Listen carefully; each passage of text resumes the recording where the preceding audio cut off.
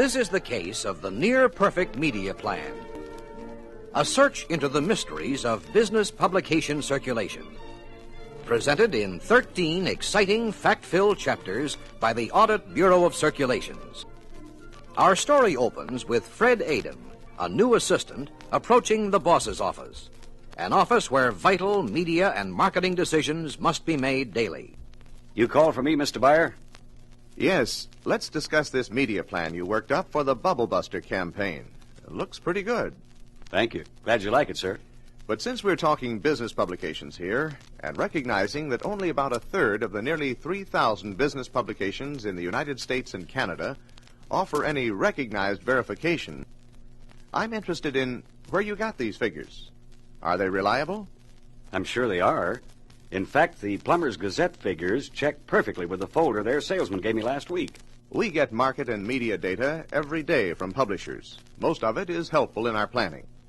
I'm sure most of it represents honest effort. But how can you be so sure these figures are absolutely dependable? Well, their folder says the figures were tested. Tested? Tested by whom? It doesn't say, but the girls checked them on the adding machine. The arithmetic is correct. I don't doubt that it is. But we have no idea what standards were used in arriving at the individual figures. Besides the question of accuracy, Fred, there's the important question of knowing exactly what these figures represent. Well, the salesman explained. I mean, he personally assured me. Well, I guess I mean... Guesses won't do, Fred. Start all over, but this time use figures that have some meaning. There's another night's work shot in the head. Well, that's better than losing the campaign, or for that matter, the whole Bubble Buster account. Your personal success here, and the value our clients get for their money, depend on circulation figures and how you use them. Unquestionable figures, stripped of false padding and attractive coloring. Verified facts from an independent authority like ABC. Like what? The Audit Bureau of Circulations. At one time or another, I suspect we've all taken ABC for granted, using digests or other shortcut research. Any wonder? ABC reports are deadlier than reading a law book. Important tools of many professions aren't very interesting until you learn how to use them, Fred. Let's look at a couple ABC reports. I'll pop for coffee if we can't find something worthwhile. Oh, you're on. Here are the latest publisher statements on two ABC business papers, the Pipe and Thread Journal and the Universal Joint. Both could be of interest for this account. What do the different colors mean? Publishers using the blue standard statement claim only paid circulation. The ivory or optional form is for those claiming some unpaid distribution to the field served, in addition to their paid circulation. And this is the field served? Yes. After the opening general information, the publisher reports his concept of special interest in the field, business, or profession served by his publication. Well, these serve the same plumbing field. Why isn't the information the same? Well, each publisher is trying to indicate where, within a general field, his editorial coverage is directed. Editorial concepts, like physical appearance, differ between business papers. This information will give you a pretty good idea who the publisher is trying to reach. But here's the really important information. The whole ABC report is important, Fred. Certainly, we're interested in the amount of paid circulation, as well as any unpaid distribution to the field served. Confusing how much with how effective could trap you into buying numbers. Each of these paragraphs is only one part in the total story. Well, I thought ABC required only paid circulation. Both of these reports show unpaid. All publications have some unpaid. Regular ABC members must maintain at least 70% of their total distribution as paid. That explains the difference, but why isn't the total unpaid included on the ivory form? Only those individuals who have a definite interest in the field served can be included. Look, if I lay out $5 for a subscription to a publication, you can be pretty sure I'm interested in its content. But if I pick up a copy free, say at a convention, well, who knows whether I'm interested in reading it or merely in keeping the trash collector busy. Well, then the publisher must prove people receiving copies free have a real interest in the field served? That's right. Well, I can see the value of these actual issue figures for trend studies, but this bit about occupational analysis leaves me a little bit confused. Well, we've already learned who the book is edited for and how many. The occupational analysis of paid subscription circulation, and in the case of the ivory form, the unpaid distribution to the field served, tells you who actually buys or gets the publication, and how well the vocational interests of readers jibe with those of our clients' customers. The breakdowns are identical, word for word. This permits you to compare circulation totals, line for line, on books serving the same field. Man, what a hassle it must be to get competing publishers to agree on a uniform analysis. Interested media buyers are brought into the discussions, too. These publications are fairly comparable, but notice the difference in the vocational interests of the readers. The Pipe and Thread Journal circulation is more heavily concentrated in audiences associated with on-job functions. The heavy concentration of the Universal Joint circulation is in the white-collar jobs associated with planning and administration. Well, suppose the subscriber's occupation doesn't fit any of the categories. Most ABC publishers try to screen out persons outside the field before accepting their subscriptions. The publisher must provide proof, subject to ABC verification, that the subscriber's identity qualifies him for inclusion in a given category, or else the subscriber is included under miscellaneous, or if he's in the field served but the publisher can't prove he belongs in one of the categories, he's listed in awaiting classification. Look at this. 82% of this book's circulation goes into a single region. Whether you're working with a state breakdown like this, or a breakdown by provinces carried in ABC reports on Canadian publication, compare circulation patterns with client sales. Only 10% in this case. I can tell you right now which publication I would recommend. Don't be in such a hurry in jumping to a conclusion, Fred. You haven't even looked at some of the most important information in these reports. Compare authorized prices, basic rates, prices higher than basic, reduced prices, and association rates. Check on the number of subscriptions sold in each of these price categories. This could change the whole picture. Well, the information on channels of subscription sales, premiums, and duration of subscriptions looks important, too. Let me tell you a story that points up the importance of learning all you can about who actually sells the subscriptions and how these sales were made. Several years ago, a last-place business paper suddenly, in 10 weeks as I recall, zoomed to #1 position in circulation.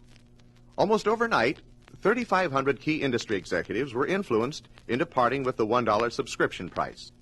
Everyone was impressed until ABC became suspicious, with all of the growth by way of a single subscription sales channel.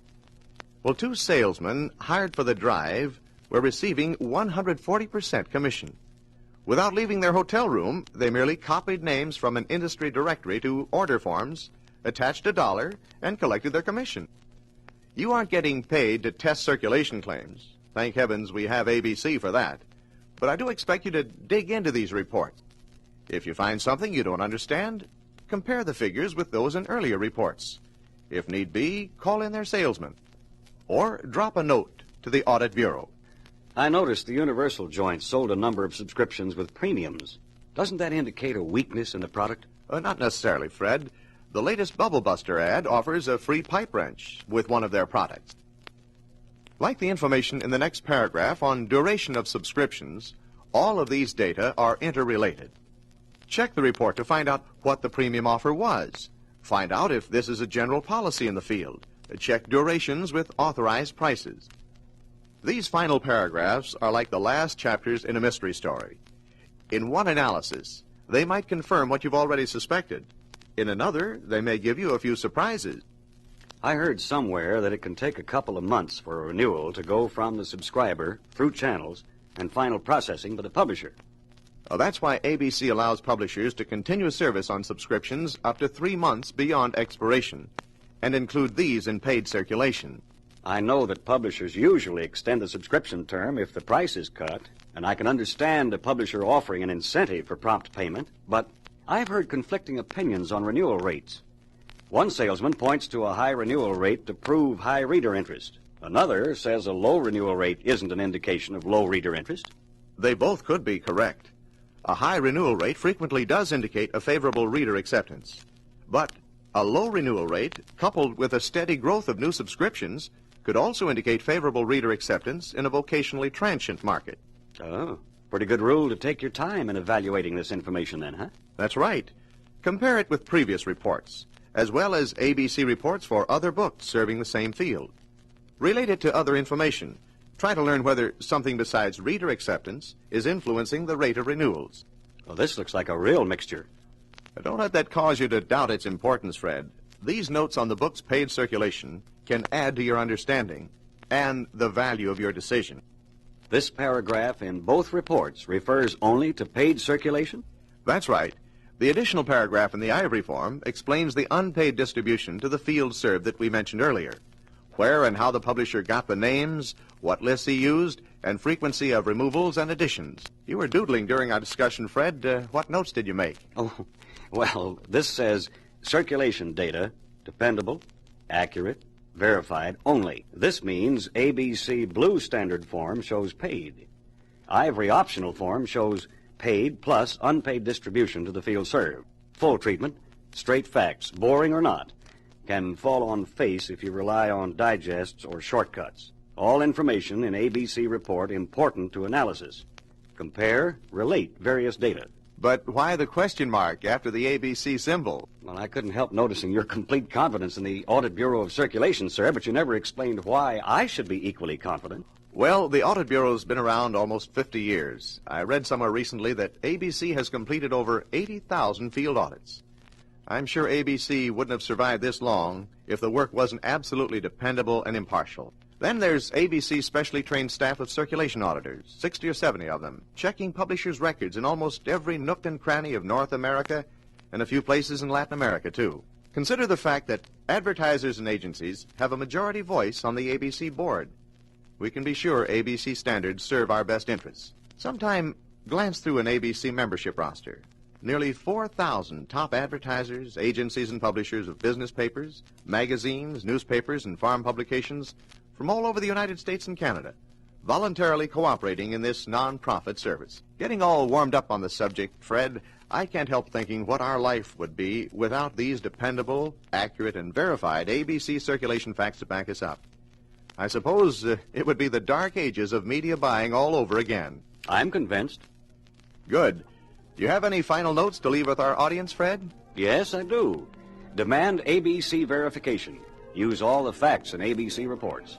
Be ABC sure of every media proposal.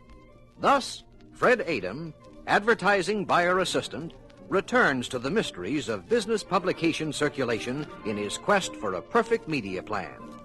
But this time, his way is carefully lighted with his better understanding and appreciation of ABC facts.